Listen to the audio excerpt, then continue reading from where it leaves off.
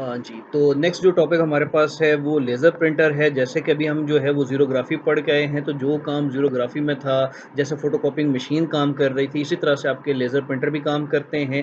बहुत आसान से काम है, अब वो किस तरह करना है उसको देखते हैं। तो यहाँ पे भी जो लेज़र प्रिंटर है, this works due to the process called xerography, उसी प्रोसेस पे ये वर्क करता है। सबसे पहले क्या है कि हम फ़ोटो रिसेप्टर ड्रम, वहाँ पे भी हम फ़ोटो रिसेप्टर ड्रम पढ़ के हैं, वो जो आपने सेंट्रल ड्रम पढ़ा है, जहाँ पे आपने एल्यूमीनियम और सेलेनियम की बात की थी, तो सेलेनियम हमारे पास एक फ़ोटो ड्रम था, या हम ये कह सकते हैं कि एक फ़ोटो लेयर थी जिसने लाइट की वजह से वर्क करना है, ठीक है? जब लाइट उस पे पड़ेगी तो वो कंडक्टर बनेगा, जब लाइट नहीं होगी तो वो कंडक्टर नहीं होगा। तो यहाँ पे फ़ोटो रिसेप्टर ड्रम है, उसी फोटो रिसेप्टर ड्रम की हमने बात करनी है, उसी तरह से हमने वर्क करना है। इसको जो है वो पॉज़िटिवली चार्ज किया जाता है बाय कोरोना।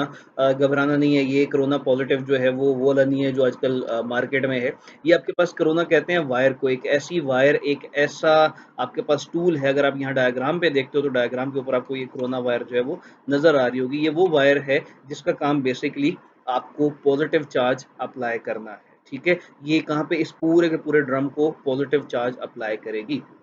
कोरोना वायर के साथ हमने इसको पॉजिटिव चार्ज कर लिया, उसके बाद जो है हमने इलेक्ट्रिकल करंट इसमें से पास कर दिया। ऑब्वियसली इलेक्ट्रिकल करंट होगा तो ही चार्ज होगा, इलेक्ट्रिकल करंट नहीं होगा तो चार्ज भी नहीं होगा, ठीक है? अब जब लाइट की बात करेंगे तो वर्किंग फिर उसी तरह से है कि जहाँ-जहाँ पे लाइट पड़ेगी वो एरिया कंडक्टिंग होगा, वहाँ पे आपके पास जो है वो जो इंटरनल लेयर है, किसकी, सिलेंडर की जो इंटरनल लेयर है, वहाँ से आने वाले जो पार्टिकल्स हैं, वहाँ से आने वाले जो इलेक्ट्रॉन्स हैं, वो जो आउटर लेयर है, और आउटर लेयर के साथ क्या करेगी, उसको मिक्सअप होके न्यूट्रलाइज़ कर देगी। यहाँ पे हमने क्या करना है, ऊपर लेयर मिक्सअप हो जाएगी, न्यूट्रलाइज़ हो जाएगी, बट जो आपके पास वो एरिया है जहाँ पे लाइट नहीं पड़ रही, वहाँ पे तो कंडक्टर नहीं बना, और जब वो कंडक्टर नहीं बना तो आपके पास ऐसा कुछ भी नहीं है, ऐसे कोई पार्टिकल्स नहीं है जो उस एरिया को डिस्ट्रॉय करें या उस एरिया को न्यूट्रलाइज़ करें, ठीक है? तो यहाँ पे सिर्फ़ वो एरिया जो लाइट के सामने आता है, वो कंडक्टिंग होगा, उसमें कोई इमेज नहीं बनेगा, उसके ऊपर चार्ज न्यूट्रलाइज़ हो जाएगा, बट वो एरिया जिसके ऊपर लाइट नहीं पड़ रही है,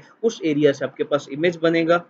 ये चीज़ ऐसे ही है जैसे अभी हम ज़ीरोग्राफ़ी में पढ़ के आए हैं, और इसी चीज़ को हमने यहाँ पे मज़ीद जो है देखना है, और यही इसी चीज़ को हम थोड़ा डिस्कस भी कर लेते हैं। When the light of the laser beam इसलिए वही बात फ़ोटोकॉपियर वाली के, इसकी इंटेंसिटी हाई होती है, लाइट सेपरेट नहीं होती, लाइट सेपरेट नहीं होगी तो आपके पास जो है प्रॉपर इमेज बनेगा। अगर लाइट सेपरेट हो जाए तो आपके पास प्रॉपर इमेज नहीं बन पाएगा।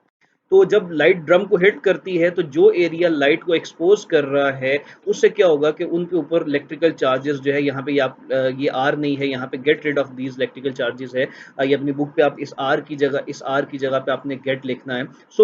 यहाँ पे जिस एरिया पे लाइट पड़ेगी, जो एरिया लाइट पे एक्सपोज होगा, वो एरिया आपका न्यूट्रलाइज हो जाएगा, वहां से चार्ज खत्म हो जाएगा। लेकिन वो area which are not expose to light, ठीक है, वो एरिया जो एक्सपोज टू लाइट नहीं हुए, वो एरियाज मिलके आपके पास क्या करेंगे, एक प्रिंटेड इमेज बनाएंगे। और प्रिंटेड इमेज कैसे है, ये आपके पास एक स्टिकर फॉर्म में, जैसे वहां पे हमने पढ़ा था पहले एक स्टिकर फॉर्म बनती है, तो यहाँ पे भी एक स्टिकर फॉर्म है। अब इस स्टिकर फॉर्म के ऊपर हमने दोबारा से वही काम करना है जो हमने फोटोकॉपिंग मशीन में कराया था। तो यहाँ पे ये जो ड्रम है, इस ड्रम को हम टोनर रिलेटेड ड्रम कह सकते हैं, और इस ड्रम ने टोनर को उसके ऊपर फॉल करवाना है या स्प्रे करना है।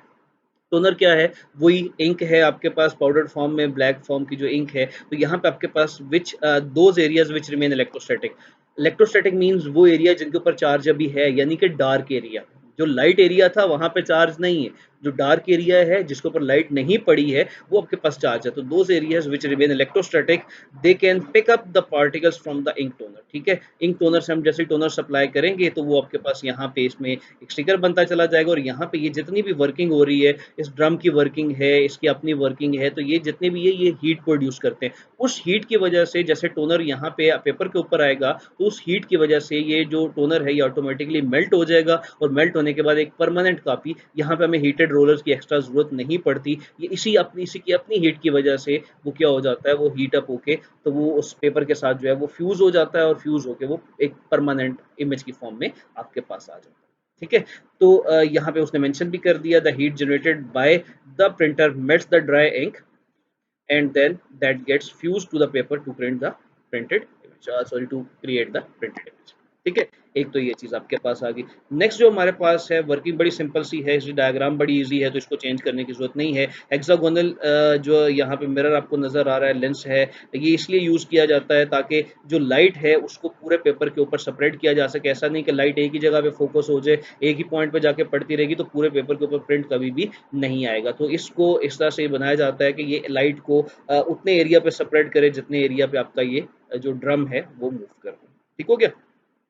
लास्ट जी हमारे पास इंकजेट प्रिंटर है। अब यहाँ पे जो इतना सारा कुछ लिखा हुआ है, ये सारी चीज़ें मैं आपको इसकी डायग्राम से समझाता हूँ। डायग्राम के बाद आप वापस आके तो इनको रीड आउट कर सकते हैं। जब आप रीड आउट करेंगे तो वही चीज़ें जो हम डायग्राम से पढ़ के आए हैं, वही चीज़ें हमें यहाँ पे दोबारा पता चल जाएगी। ठीक है? तो सबसे पहले जी डायग्राम पे चलते हैं। बड़ी ईज़ी डायग्राम है, कोई डिफ़िकल्ट काम नहीं है। करना आपने क्या है, सबसे पहले यहाँ पे आपके पास ये इंक सप्लाई है। ठीक है? अब इस इंक सप्लाई की हमने बात करनी है। इंक सप्लाई मीन्स ये बेसिक वो पार्टिकल हमारे पास गिवन है, स्याही गिवन है, इंक गिवन है, जो हमने राइट करवानी है। कहाँ पे राइट करवानी है? इस फाइनल पेपर पे राइट करवानी है। ठीक है? तो सबसे पहले हमारे पास यहाँ पे जो इंक सप्लाई है और यहाँ पे ये जो आपके पास पंप है, आप बुक पे देखोगे ये थोड़े वर्ड यहाँ से मिसिंग है। ये इंक सप्लाई है और ये पंप। पंप का काम इतना सा है कि इसको इंक को यहाँ से उठाएगा। अब ब्लैक है, रेड है, येलो है, that depends on the ink कि हम कौन सी इंक यूज़ कर रहे हैं। इस पंप का काम सिर्फ इस इंक को यहाँ से उठा के तो यहाँ से आगे फॉलो करवाना है। ठीक है? अब इस प्रिंटर में और इससे पहले जो हमने प्रिंटर पढ़े हैं उनमें थोड़ा-सा डिफरेंस है। वो डिफरेंस ये है कि यहाँ पे हम टोनर की बात नहीं की, हमने इंक की बात की है। इंक की बात क्यों कर रहे हैं? क्योंकि इंक आपके पास बेसिक कलर्स में है और बेसिक कलर की जो इंक होती है वो मिक्सचर ऑफ कलर्स है, कहीं पे रेड है, कहीं पे येलो, कहीं पे ब्रून। तो जितने भी आपके पास प्रिंटेड कलर प्रिंटर आते हैं, वो कलर प्रिंटर में एक यहाँ पे जो इंक है वो बेसिक कलर्स यूज़ किए जाते हैं और तब तब उसके बाद आपके पास ये जो चार्जिंग कंट्रोल है, ये कलर मिक्सर को बताता है कि कौन-सा कलर हमें चाहिए, कौन-सा कलर नहीं चाहिए, कहाँ पे रेड चाहिए, कहाँ पे ग्रीन चाहिए। तो ये सारा काम जो है वो चार्जिंग कंट्रोल का है। इसके बारे में हमें सोचना नहीं है। ठीक है? इसको आप छोड़ दें। तो इंक को यहाँ से उठा के पंप ने क्या करना है, इस नोज़ल के थ्रू यहाँ से स्प्रे कर देना। ठीक है? स्प्रे जैसे परफ्यूम स्प्रे करते हैं, छोटे-छोटे, छोटे-छोटे पार्टिकल्स में मिस्ट की फॉर्म में ये स्प्रे हो जाएगा। स्प्रे होने के बाद नेक्स्ट काम सबसे पहला जो है वो चार्जिंग इलेक्ट्रोड है। चार्जिंग इलेक्ट्रोड का काम क्या है? या तो बड़ी सिंपल सी बात है, या तो इससे गुजरने वाले जो पार्टिकल्स हैं, जितने भी ये पार्टिकल्स हैं, या तो इनको चार्ज करेगा या उनको चार्ज नहीं करेगा। अब किसको चार्ज करना है, किसको चार्ज नहीं करना, वो हम आगे जाके बताते भी हैं। लेकिन यहाँ पे फिलहाल जो है वो चार्जिंग कंट्रोल की बात हो रही है। तो इस चार्जिंग कंट्रोल का काम मेन सिर्फ इतना सा है कि लेट्स से हम इसको चार्ज कर देते हैं, ये पार्टिकल चार्ज हो गया, ये पार्टिकल चार्ज हो गया। इनमें से कुछ पार्टिकल जो हैं वो चार्ज हमने कर दिए, जो हमें चार्जिंग रिक्वायर्ड थी उसको हमने चार्ज कर दिया और जो हमें चार्ज नहीं करवाने हैं उनको हम चार्ज नहीं करेंगे। ठीक है? तो ये सारे का सारा चार्जिंग कंट्रोल जो है ये कंप्यूटर ऑपरेटेड है। कोई भी मशीन जिसको आप कमांड देते हैं प्रिंट की, तो ये उसने कंट्रोल करना होता है, इसमें हमारा कोई काम नहीं। ठीक है? अच्छा, उसके बाद नेक्स्ट हमारे पास ये भी हमारे पास एक इलेक्ट्रोस्टैटिक का ही काम है और यहाँ पे भी इलेक्ट्रिक ही इन्वॉल्व्ड है और ये आपके पास आती है डिफ्लेक्शन प्लेट्स। डिफ्लेक्शन प्लेट को भी कोई ना कोई इलेक्ट्रिक फील्ड के थ्रू जो है इलेक्ट्रिक फील्ड इसमें से पास करवाई जाती है और जो चार्ज यहाँ पे इलेक्ट्रोड को मिल रहा है उसी तरह का कोई चार्ज होगा जो इसको डिफ्लेक्ट भी कर सके। अब होता क्या है कि हमने भी बात की कि हमने कुछ को चार्ज करना है, कुछ को चार्ज नहीं करना है। क्यों ऐसा है? क्योंकि जो यहाँ पे हमें पेपर के ऊपर प्रिंट चाहिए, वो तो चार्ज नहीं करने, क्योंकि अगर चार्ज करेंगे तो यहाँ पे जो डिफ्लेक्शन प्लेट है, डिफ्लेक्शन प्लेट का काम इतना है कि जितने भी चार्ज पार्टिकल आएँगे, जितने भी ये चार्ज पार्टिकल आएँगे, इनको वो वहाँ से डिफ्लेक्ट कर देगा, इनको कभी भी वो स्ट्रेट पाथ में मूव नहीं करने देगा। सो जितने भी अनवांटेड पार्टिकल्स थे, उन अनवांटेड पार्टिकल्स को हमने क्या कर दिया, इलेक्ट्रोड के थ्रू चार्ज करवा दिया। अब जितने चार्ज पार्टिकल यहाँ पे आएँगे, वो सारे के सारे आपके पास जो है वो वेस्ट बॉक्स में या वो गटर की तरफ जो है वो थ्रो करवा देगा। कौन थ्रो करवाएगा? Deflection plate. चार्ज की वजह से वो इसको डिफ्लेक्ट कर देगा और जो अनचार्ज पार्टिकल थे वो डिफ्लेक्ट हुए बगैर वो एज इट इज़ वो स्ट्रेट हमारे पास कहाँ पे चले जाएँगे? वो एज इट इज़ आपके पास पेपर पे चले जाएँगे और पेपर के ऊपर जो है वो जाके प्रिंट जो है वो एज इट इज़ बन जाएगा। तो बस इतना सा काम है जो अभी हमारे पास फाइनल है। तो ये सिंपल है, यहाँ से इंक आई, इंक को पंप ने सप्लाई किया, इलेक्ट्रोड ने उसको चार्ज किया, जो अनवांटेड थे उनको चार्ज कर दिया, जो पेपर पे चाहिए उनको अनचार्ज रहने दिया। नेक्स्ट डिफ्लेक्शन प्लेट आ गई, डिफ्लेक्शन प्लेट ने जितने भी चार्ज पार्टिकल थे वो सारे के सारे उठा के गटर में फेंक दिए, वेस्ट बॉक्स में फेंक दिए और जो भी आपके पास अनचार्ज पार्टिकल थे वो सारे के सारे पेपर पे जाके प्रिंट हो गए। ठीक है? अब अगर आपने कलर प्रिंटिंग देखी है और अगर आपने कलर कहीं न कहीं कभी न कभी तो प्रिंट निकलवाया ही होगा और अब ये जो प्रिंटिंग है, उस प्रिंटिंग से क्या होता है कि जितने भी कलर प्रिंट होते हैं, उसमें आपने देखा होगा कि एक छोटी-सी नोज़ल होती है, जो पेपर के ऊपर dot, dot, dot, dot, dot, dot करके चल रही होती है और वो पेपर के ऊपर जो चल रही है, वो इंक स्प्रे कर रही होती है, ठीक है? तो वो जब सारी इंक एक साथ इकट्ठी होके आती है, तो हमें वो पेपर के ऊपर एक प्रिंट, एक इमेज बनता हुआ नज़र आता है। उसके अलावा अगर वो नहीं मूव करेगी, तो एक ही जगह पे सारी इंक वो इकट्ठी हो जाएगी, आपको कोई इमेज बनता हुआ नज़र नहीं आएगा। ठीक है? कुछ लाइनें जल्दी से जो है वो हम यहाँ पे इसको अंडरलाइन कर लेते हैं। इंकजेट प्रिंटर भी आपके पास जो है सिर्फ़ इसमें डिफ़रेंस क्या है कि ये कलर प्रिंटर है, बाकी ब्लैक एंड व्हाइट थे। इंकजेट प्रिंटर जो है ये भी आपके पास टाइप ऑफ प्रिंटर है that use electric charges in the operation. Electric charges means वो जो हमने डिफ्लेक्शन प्लेट्स यूज़ किए, जो चार्जिंग इलेक्ट्रोड्स हमने यूज़ किए हैं। While shuttling back and fourth across the paper, मैं उस नोज़ल की बात कर रहा हूँ जो पेपर प्रिंटर आगे मूव कर रहा होता है पेज के ऊपर, ठीक है? इंकजेट जो प्रिंट हेड है वो एक thin stream of ink move करता है। ये जो आपके पास इंक है ये कहाँ पे जाएगी? One type of injector print as shown in the diagram, जो कि डायग्राम हम देख चुके हैं, हमने डायग्राम की तरफ वापस नहीं जा रहा, उसी डायग्राम को जरा माइंड में रखें, आप बुक के अपने पेज सामने रखें।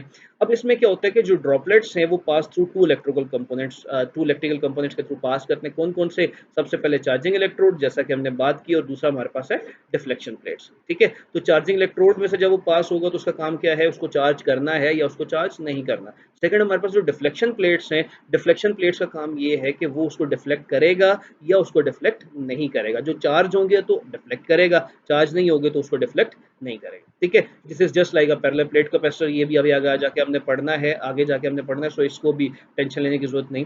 अब जब आप रीजन ऑफ द पेपर पे मूव करेंगे that are not to be inked, तो जो चार्जिंग कंट्रोल है वो टर्न ऑन हो जाएगा, ठीक है? अब ये उसी बात को लेके आ रहा है कि जो चीजें उस पेपर के, जब वो नोजल उस पेपर पे पहुंचेगी जहां पे हमने कुछ नहीं मूव कर, जैसे आप इसी इसी की एग्जांपल कंसीडर कर लो, तो यहाँ पे मुझे इस डॉट के बाद ये खाली स्पेस चाहिए, ठीक है? तो ये खाली स्पेस में क्या है कि यहाँ पे आपके पास जो है वो चार्ज इलेक्ट्रोड जो है वो ऑन हो जाएगा और वो सारे चार्ज पार्टिकल कर देगा। ये यहाँ से लेके तो यहाँ तक जो चार्ज पार्टिकल है, इसके दरमियान में कोई भी पार्टिकल जो है वो अनचार्ज नहीं था, सारे के सारे चार्ज पार्टिकल थे और गटर ने उन चार्ज पार्टिकल को वहां से गायब करवा दिया। उसके बाद जैसे ही ये नेक्स्ट यहाँ पे आया तो आपके पास जो प्रिंटर मूव कर रहा था, अब यहाँ पे उसने चार्ज पार्टिकल को मूव करने दिया है, यहाँ से लेके यहाँ तक चार्ज पार्टिकल मूव कर रहा है, फिर नहीं है। अब इसके दौरान चार्ज पार्टिकल जो इलेक्ट्रोड था वो ऑफ था, जब इलेक्ट्रोड ऑफ था तो ये चार्ज नहीं हुए, ये एज इट इज पेपर तक पहुंच गए हैं। लेकिन जब इलेक्ट्रोड ऑन होगा तो आपके पास इस तरह की खाली जगह आएगी और वो आगे मूव नहीं कर पाएगी, ठीक है? ये चीज आपने याद रखनी है। तो जब ड्रॉप पास कर रहा है इलेक्ट्रिक फील्ड से तो आपके पास क्या है? Total net charge due to induction. Induction means जो भी वहाँ पे इंड्यूस करवाया जा रहा है, ये एक प्रोसेस है, ये इंडक्शन का एक पूरा प्रोसेस है। चैप्टर नंबर 15 में हम जाके एक बड़े लेंथी से डिटेल टॉपिक पढ़ेंगे, तब हम इंडक्शन की बात करेंगे, अभी हम इंडक्शन की बात नहीं करते। अब इससे क्या होगा कि जो भी डिफ्लेक्शन थी और जो डिफ्लेक्शन प्लेट्स हमारे पास गिवन है, वो डिफ्लेक्शन प्लेट्स क्या करेंगे? जो चार्ज पार्टिकल होंगे उनको गटर में थ्रो कर देगा, ठीक है? और जो आपके पास अनचार्ज पार्टिकल थे वो पेपर तक पहुंच जाएंगे, जो चार्ज पार्टिकल थे वो पेपर तक नहीं पहुंचेंगे, और इस तरह से हमारे पास एक final printed form of paper आ जाएगी जो कि कलर्ड फॉर्म में होगी, ठीक है?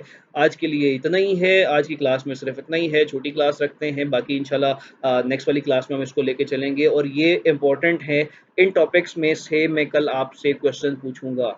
अभी तक जो हमने 3 टॉपिक कवर किए हैं, इन 3 टॉपिक्स में से मैंने कल आपसे क्वेश्चन करने हैं, सो कल रेडी होके आइएगा ताकि आप क्वेश्चंस को आंसर कर सकें। और अगर इसमें से कोई क्वेश्चन रह जाता है तो मुझे आप भेज सकते हैं, इनबॉक्स कर सकते हैं, ताकि मैं उन क्वेश्चंस को आपको आंसर कर सकूँ। ठीक है? आज के लिए इतना ही, बाकी इंशाल्लाह नेक्स्ट क्लास में, तब तक के लिए अल्लाह हाफ़िज़।